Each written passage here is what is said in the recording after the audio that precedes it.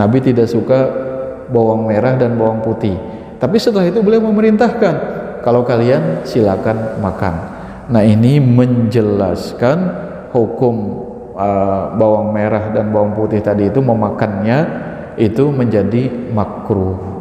Karena dia ada perintah Rasulullah SAW setelah larangan. Bahkan ini bisa menjadi mubah sebetulnya.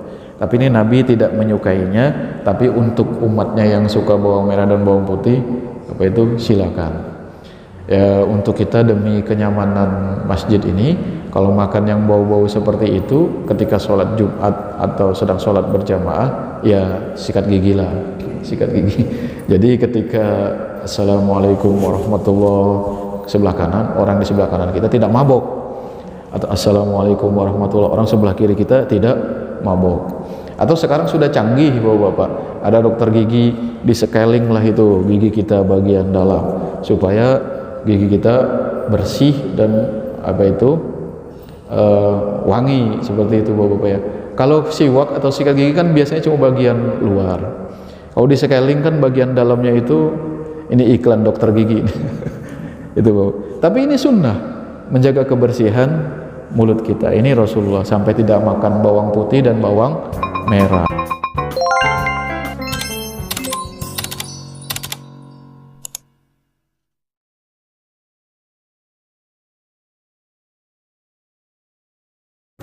Assalamualaikum warahmatullahi wabarakatuh. Alhamdulillahi rabbil alamin. Assalatu wassalamu ala asyrafil anbiya'i wal mursalin Sayyidina maulana Muhammadin wa ala alihi wa sahbihi ajma'in, amma ba'du. Alhamdulillah, summa alhamdulillah, segala puji bagi Allah subhanahu wa ta'ala. Tidak bosan-bosan kita bertahmid memuji Allah subhanahu wa ta'ala atas segala limpahan karunia yang Allah berikan kepada kita. Salawat serta salam semoga senantiasa tercurahkan kepada Nabi kita Nabi Muhammad sallallahu alaihi wasallam, para sahabat, para tabi'in dan seluruh umat beliau yang mengikuti beliau sampai akhir zaman nanti. Amin amin ya rabbal alamin. Ya, alhamdulillah, semua alhamdulillah, masjidnya sudah bagus, bersih, tinggal kita dibersihkan hatinya, semangatnya, jadikan masjid ini tempat kita berteduh, mendekatkan diri kepada Allah subhanahu wa ta'ala, tempat senyaman-nyamannya tempat di muka bumi, yaitu masjid-masjid Allah subhanahu wa ta'ala. Kalau ada yang istirahat, biarkan dia istirahat. Ya, kalau ada kehilangan, kotak amal paling berapa sih hilangnya? Seandainya ini bapak-bapak ya, ini Masya Allah zaman sekarang ini gampang sekali, panas sekali manusia ini, gampang dipancing dalam kehidupan luar bapak-bapak, itu mata elang dikeroyok dan lain sebagainya, ribut antar pelajar dan lain sebagainya. Kita perlu suatu tempat yang meneduhkan kita, yang ngademin jiwa kita. Di mana lagi kita dapatkan itu? Di masjid. Jadikan ini masjid tempat yang paling aman bagi seluruh orang, bagi seluruh orang. Jadi ada kemanusiaan di dalam masjid. Jadi kalau ada suatu masjid, di situ ada divisi ekonomi, silakan. Tapi nanti mohon maaf ini ibu-ibu, boleh berbeda pendapat dengan saya.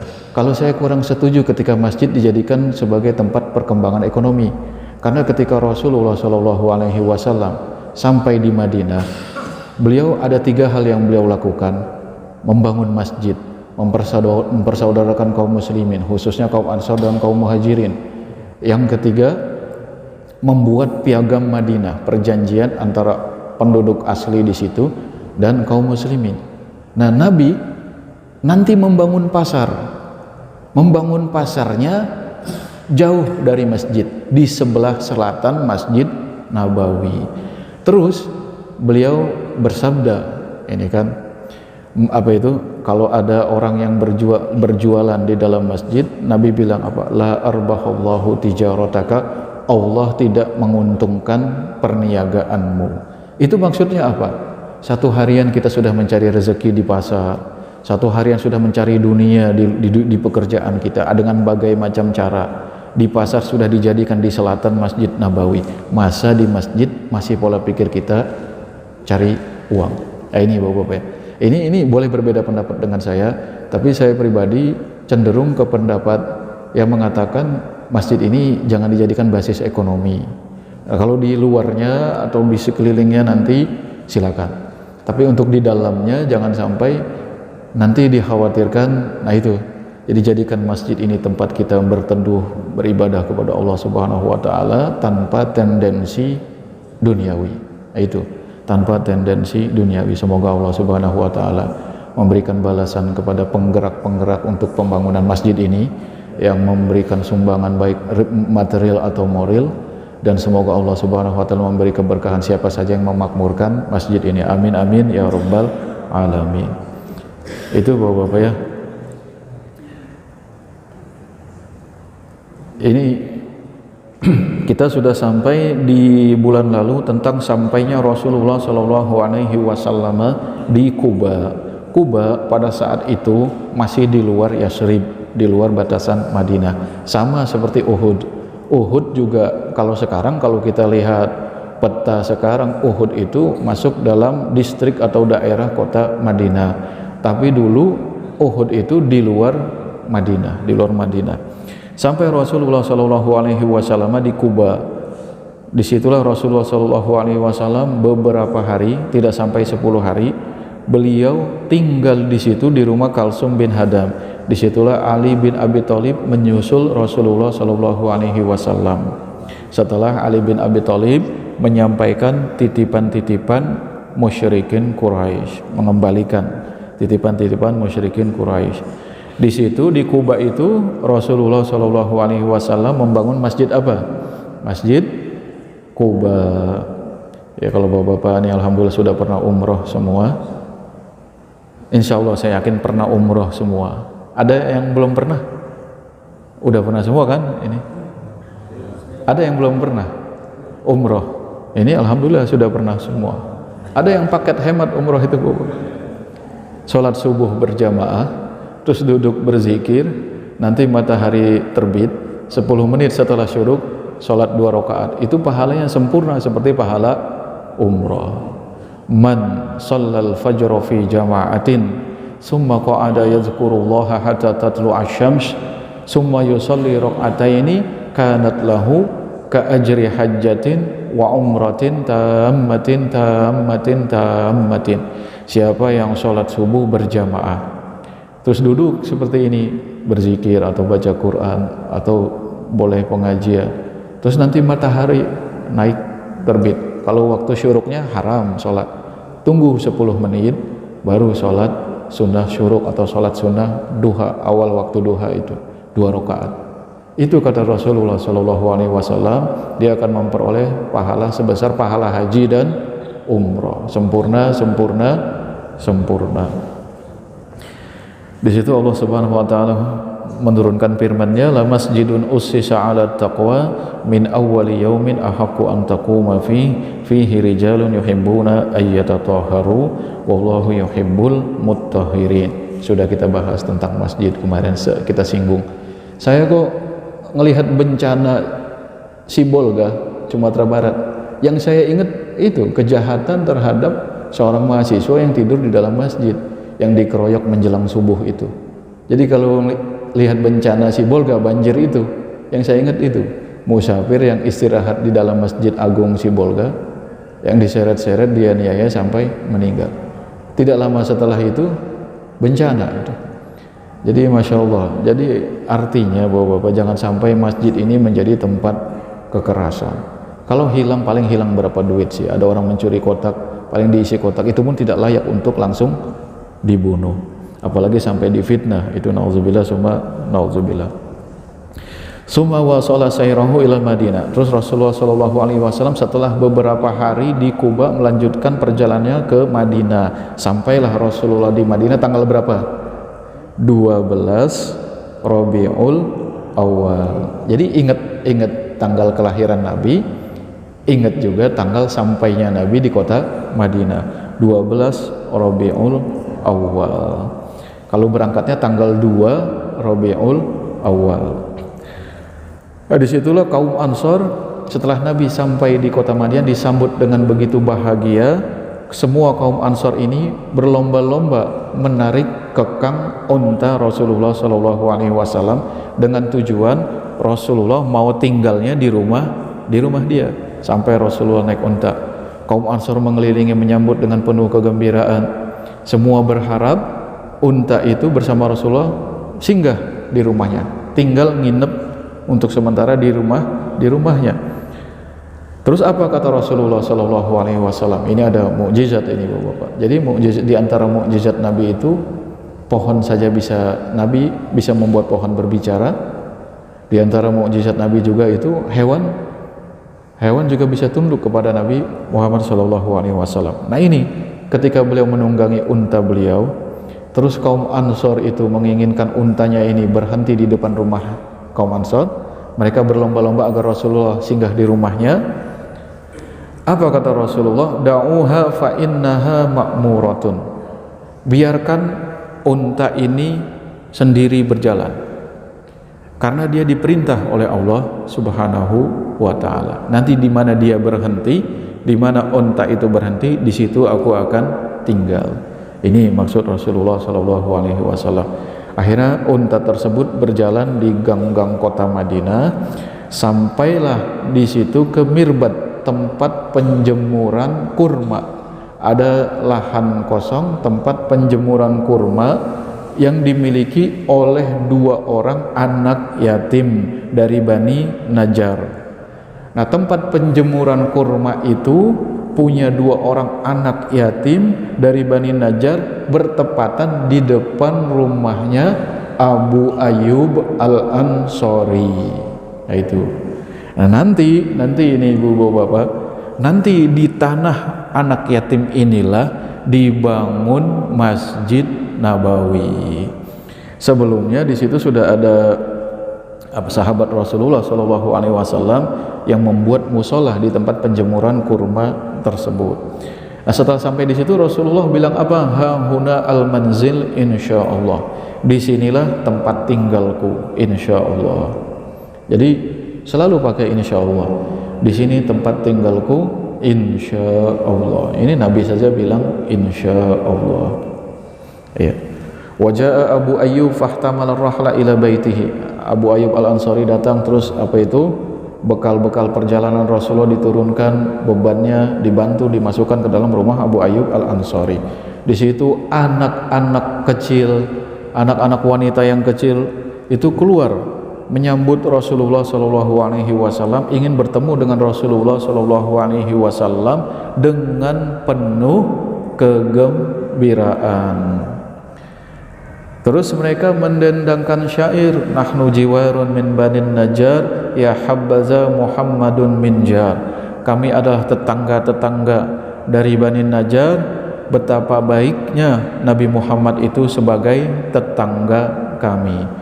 Lalu Rasulullah Shallallahu Alaihi Wasallam menjawab kepada mereka, anak-anak perempuan yang bergembira dengan kedatangan Rasulullah Shallallahu Alaihi Wasallam ini, atuhbibnani, apakah kalian mencintaiku? Kata Rasulullah Shallallahu Alaihi Wasallam. Fakulna na'am. Mereka menjawab, iya, kami mencintaimu wahai Rasulullah Shallallahu Alaihi Wasallam. Jadi Rasulullah sama anak-anak juga sifatnya rendah hati dan menyukai anak-anak. Anak-anak datang menyambut Rasulullah. Rasulullah bertanya, apakah kalian mencintaiku? Kata mereka, iya, kami mencintai wahai Rasulullah.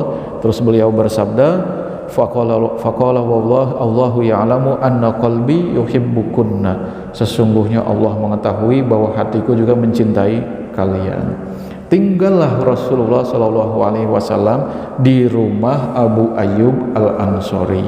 Nah, Syekh Muhammad Said Ramadan Al-Buti ini bapak-bapak, ini yang sekarang akan kita bahas, bagaimana tinggalnya Rasulullah di rumah Abu Ayyub Al-Ansori. Diriwayatkan oleh Abu Bakar Ibnu Abi Syaibah wa Ibnu Ishaq wal Imam Ahmad Ibnu Hanbal min turuqin muta'addidah bi alfaz mutaqarribah anna Abu Ayyub radhiyallahu anhu qala wa huwa yuhadditsu an ayyami Rasulillah sallallahu alaihi wasallam 'indah. Ini diriwayatkan oleh Ibnu Abi Syaibah, Ibnu Ishaq, oleh Imam Ahmad juga di dalam musnadnya melalui jalur yang banyak, bahwa Abu Ayyub menceritakan bagaimana Rasulullah Shallallahu Alaihi Wasallam ketika tinggal di rumah beliau, di rumah Abu Ayyub.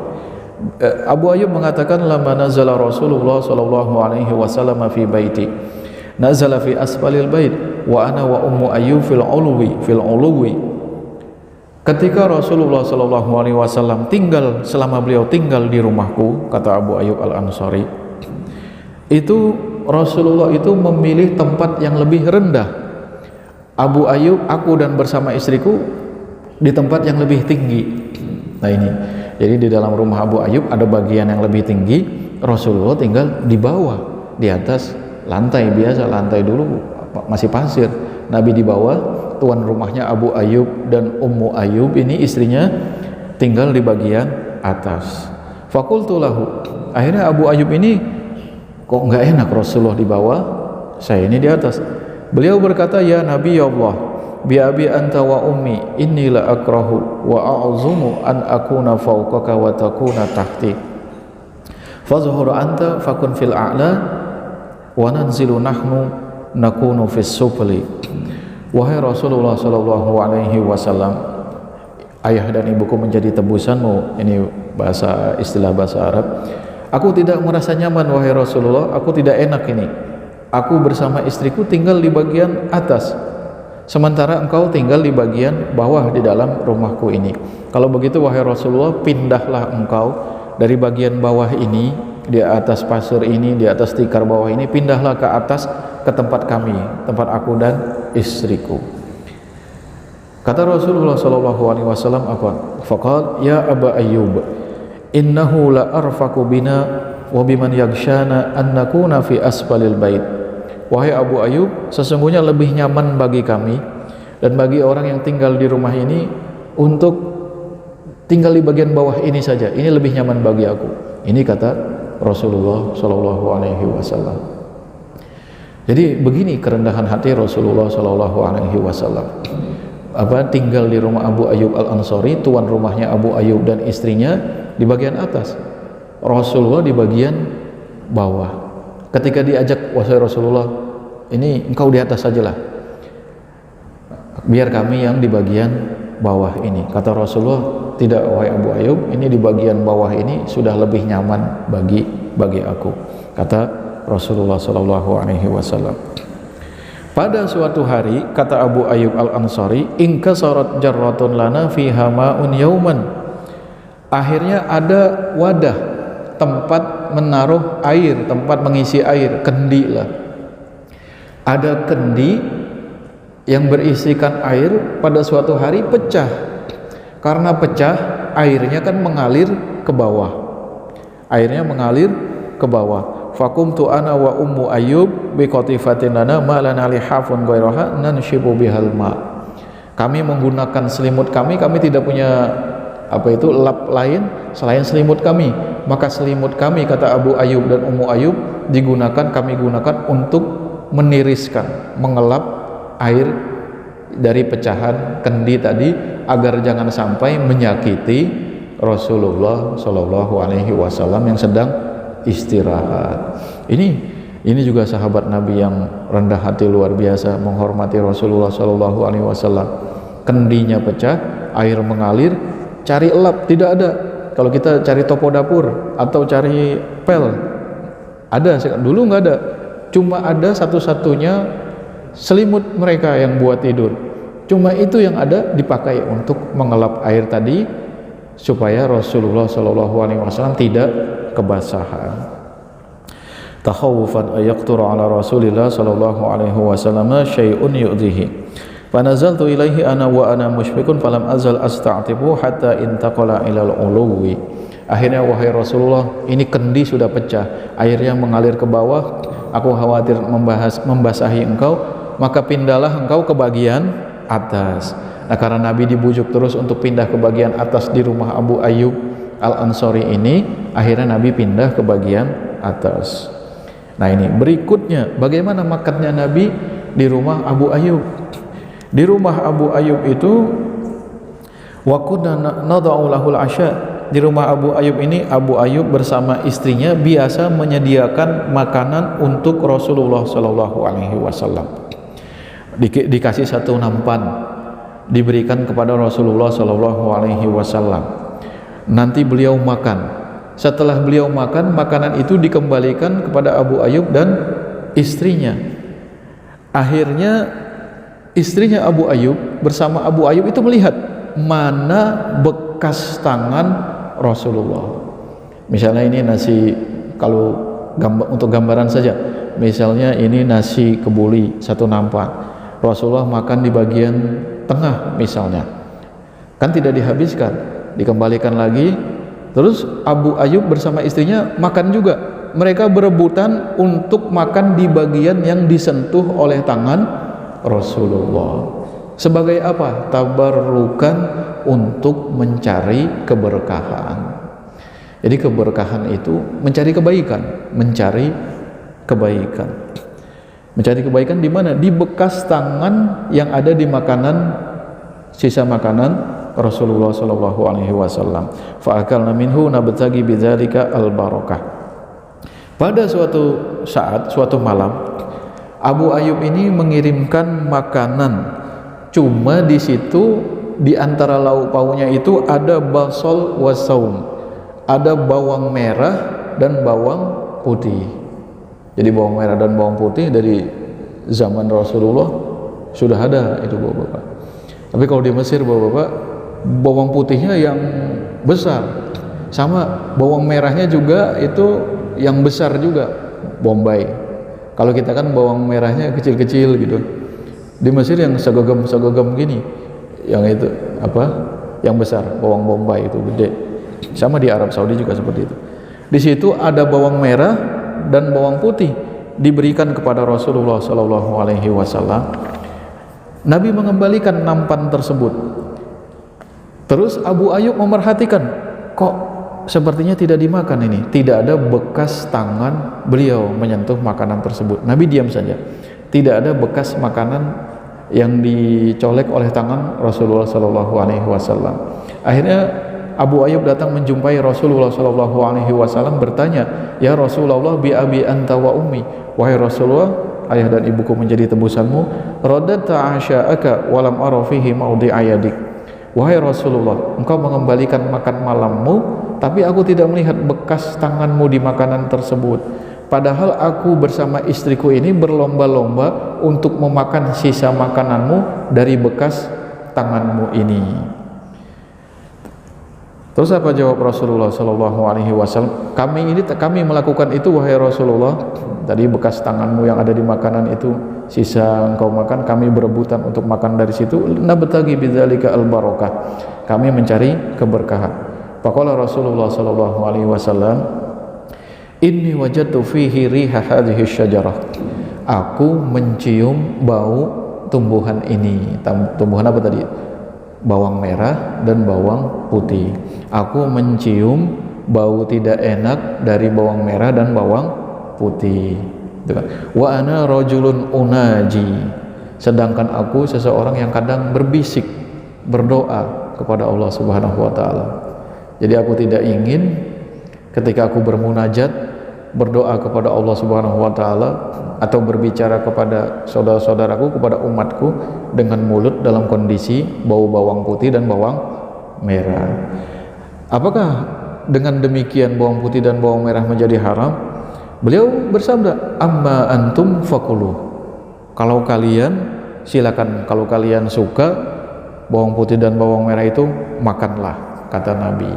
Jadi kalau ada perintah, jadi dalam syariat Islam itu Bapak-bapak, saudara-saudara sekalian, kalau ada perintah itu berarti baik dari Al-Quran atau hadis Rasulullah, itu dibawa pertama kali pada dasarnya untuk menjelaskan kewajiban.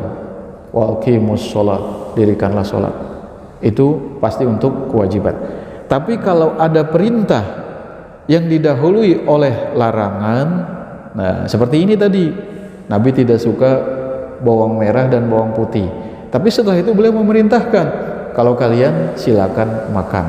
Nah ini menjelaskan hukum bawang merah dan bawang putih tadi itu, memakannya itu menjadi makruh karena dia apa itu ada perintah Rasulullah SAW setelah larangan. Bahkan ini bisa menjadi mubah sebetulnya, tapi ini Nabi tidak menyukainya. Tapi untuk umatnya yang suka bawang merah dan bawang putih apa itu, silakan. Ya, untuk kita demi kenyamanan masjid ini, kalau makan yang bau-bau seperti itu ketika sholat Jumat atau sedang sholat berjamaah, ya sikat gigi lah, sikat gigi. Jadi ketika assalamualaikum warahmatullahi sebelah kanan, orang di sebelah kanan kita tidak mabok, atau assalamualaikum warahmatullahi, orang sebelah kiri kita tidak mabok. Atau sekarang sudah canggih bapak-bapak, ada dokter gigi, di scaling lah itu gigi kita bagian dalam supaya gigi kita bersih dan apa itu wangi, seperti itu bapak-bapak ya. Kalau siwak atau sikat gigi kan biasanya cuma bagian luar, kalau di scaling kan bagian dalamnya itu, ini iklan dokter gigi itu bapak. Tapi ini sunnah menjaga kebersihan mulut kita. Ini Rasulullah sampai tidak makan bawang putih dan bawang merah. Summa lam nada fi ta'amihi syai'an min as-saumi awil basar. Kemudian kami tidak meletakkan di makanan yang kami berikan kepada Rasulullah bawang putih atau bawang merah. Nah, ini sekarang ini bapak-bapak, ada beberapa pelajaran dari kisah Abu Ayyub Al-Ansari ketika Rasulullah SAW menginap di rumahnya. Apa ini pelajaran? Dari tadi kita ambil pelajaran di sini dari sambutan penduduk Madinah kepada Rasulullah SAW ini. Ini kan menunjukkan betapa kaum Ansor, penduduk Yasrib asli ini begitu mencintai Rasulullah SAW sepenuh hati mereka. Jadi cinta itu apa, ibu-ibu bapak-bapak? Perasaan yang timbul dari dalam hati kita.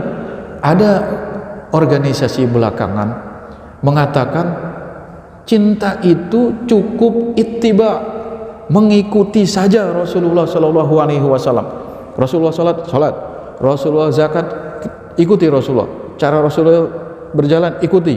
Itu katanya cinta. Nah, padahal bapak-bapak ya, mengikuti belum tentu atas dasar cinta. Contoh analogi sederhananya, saya bekerja menjadi karyawan, saya ikut atasan saya. Itu kadang saya turut dan ikut atasan kan bukan karena cinta, terpaksa, karena cari duit. Kalau nggak turut bisa digeser, ya kan? Apaan ini karyawan nggak mau ikut apa kata atasan. Nah, jadi mengikuti tidak selalu berarti cinta.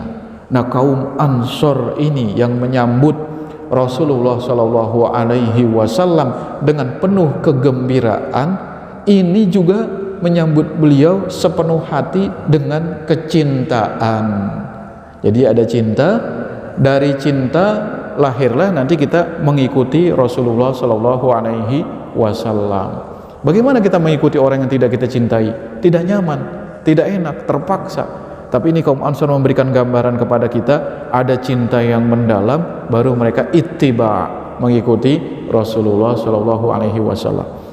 Organisasi itu berdalil kepada firman Allah, Qul in kuntum tuhibbunallaha fattabi'uni. Jika kalian cinta kepada Allah, ittiba'lah, ikutilah aku.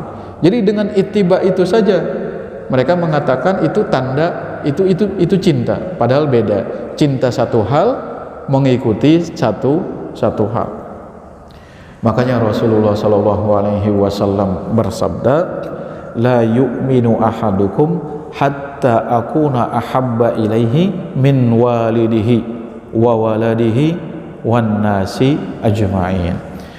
Seseorang di antara kalian tidak sempurna keimanannya sampai aku, kata Rasulullah, lebih dicintai oleh dirinya dari kedua orang tuanya, daripada anaknya, dan dari seluruh manusia.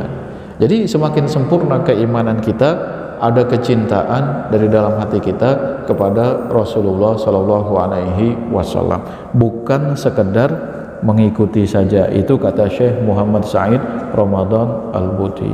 Makanya Rasulullah tadi berkata, wallahi inna qalbi la yuhibbukunna, demi Allah sesungguhnya hatiku juga mencintai kalian. Ketika anak-anak kecil itu mengatakan kepada Rasulullah bahwa mereka mencintai Rasulullah SAW. Yang kedua, nah ini kita ingin membahas apa yang dilakukan oleh Abu Ayyub dan istrinya yang merupakan manifestasi atau perwujudan atau mazhar penampakan kecintaan Abu Ayyub Al-Ansari. Itu kan yang dilakukan oleh Abu Ayyub Al-Ansari, saudara-saudara sekalian, bapak-bapak ya. Abu Ayyub Al-Ansari memberikan makan, terus mempersilakan Rasulullah tinggal di bagian atas rumahnya. Bukan cuma itu, ada kendi pecah dielap pakai selimut mereka. Terus mereka melihat sisa makanan Rasulullah, ada bekas tangan Rasulullah, menjadi rebutan mereka antara Abu Ayyub dan istrinya. Ini kan lahir dari cinta yang sangat mendalam. Itu bapak-bapak ya. Misalnya nanti ibu-ibu, cinta itu kadang terasa kalau sudah tidak ada ibu-ibu. Sekarang ibu-ibu nih melihat baju suaminya berantakan di atas kasur, itu mungkin marah, kesel, ini nggak beres sekali, suka berantakan. Nanti suatu saat ibu-ibu ketika suaminya sudah tiada, terus melihat baju suaminya, itu akan ada rasa cinta seperti itu. Nah, ini sahabat Abu Ayyub melihat bekas makanan Nabi, padahal Nabi masih hidup, sudah terpatri rasa cintanya. Nah, ini kan masalah seperti ini, masalah hati, kecintaan. Ini bukti kecintaan Abu Ayyub Al-Ansari. Nah, ini kan berarti tabarruk bi asari asabi Rasulillah sallallahu alaihi wasallam, mencari keberkahan di bekas makanan Rasulullah sallallahu alaihi wasallam. Nah, ini bagaimana hukum mencari keberkahan seperti ini? Nah, para ulama menjelaskan ini, jadi boleh tidak? Masih ada waktu? Masih ada waktu? Masih. Nah, ini hukum tabarruk, hukum bagaimana kita mencari keberkahan dengan bekas. Nah, kalau dengan bekas Rasulullah sallallahu alaihi wasallam ini banyak dalil Bapak-bapak. Di antaranya tadi Abu Ayyub. Ada lagi yang diriwayatkan oleh Imam Bukhari, juga diriwayatkan oleh Imam Muslim rahimahumullah, bahwa Ummu Salamah ini Bapak-bapak menyimpan rambut Rasulullah sallallahu alaihi wasallam di dalam suatu botol kecil, wadah kecil, disimpan di sini rambut-rambut Rasulullah. Nanti kalau ada masyarakat yang anaknya sakit, yang anaknya itu demam dan lain sebagainya, datang sahabat ini nih, tetangga-tetangganya datang kepada Ummu Salamah. Terus Ummu Salamah, mereka membawa air, diambil rambut Rasulullah ini, dicelupkan ke air yang dibawa oleh orang yang anaknya sedang sakit. Nanti airnya itu dibawa pulang, diminum oleh yang sakit. Nah, ini yang dilakukan oleh istri Rasulullah sallallahu alaihi wasallam, Ummu Salamah. Jadi tabarruk, mencari keberkahan dengan asar, bekas-bekas Rasulullah sallallahu alaihi wasallam. Tadi Abu Ayyub dengan bekas tangan Nabi, ini Ummu Salamah, rambut Nabi disimpan. Ada yang sakit, bawa air, dicelupkan rambut Nabi di situ, airnya dibawa pulang, diminum oleh orang yang sakit, sembuh. Ini kan mencari kesembuhan, lil istishfa, mencari kesembuhan. Ini Nabi. Kalau kita seperti itu, rambut kita ditaruh di air, orang minum, bukan sembuh, mungkinan jadi parah itu. Nah, ini Nabi beda, ini ada keberkahan. Cuma bagaimana kalau keberkahan dengan orang-orang soleh? Nah, Imam Nawawi itu menjelaskan kebolehan tabarruk dengan bi'asaris solihin. Mana dalilnya? Di dalam riwayat Imam Muslim, Rasulullah sallallahu alaihi wasallam itu mengunjungi perkampungan Nabi Soleh. Di situ ada sumur orang-orang musyrikin, ada juga sumur orang-orang yang bertakwa. Apa kata Rasulullah kepada para sahabatnya? Kita minum dari sumurnya orang-orang yang bertakwa. Nah, sementara sumur yang biasa diambil airnya oleh orang-orang tidak beriman, Nabi tidak mengambil dari situ. Ini berarti tabarruk, mengambil keberkahan dari tempatnya orang yang soleh ini, itu dibolehkan dalam Islam. Ini tabarruk dengan benda. Bagaimana kalau kita mengucapkan bijahin Nabi, dengan keagungan Rasulullah sallallahu alaihi wasallam, dengan kedudukan Rasulullah sallallahu alaihi wasallam di sisi Allah Subhanahu wa taala, maka ini juga dibolehkan. Begitu Syekh Muhammad Said Ramadan Al-Buti menjelaskan. Ini Bapak-bapak ya, pagi ini yang dapat kita pelajari, intinya ada kecintaan para sahabat kepada Rasulullah Sallallahu Alaihi Wasallam. Kecintaan inilah yang membangkitkan untuk mengikuti Rasulullah Sallallahu Alaihi Wasallam dengan senang hati. Terus yang sudah kita pelajari juga boleh mencari keberkahan. Keberkahan itu artinya kebaikan, ziyadah fil khair, tambahan kebaikan. Boleh mengambil keberkahan dari orang-orang yang soleh, dari para nabi, bekas-bekasnya para nabi. Itu ya, mudah-mudahan ada manfaatnya. Silakan kalau ada sesi tanya jawab.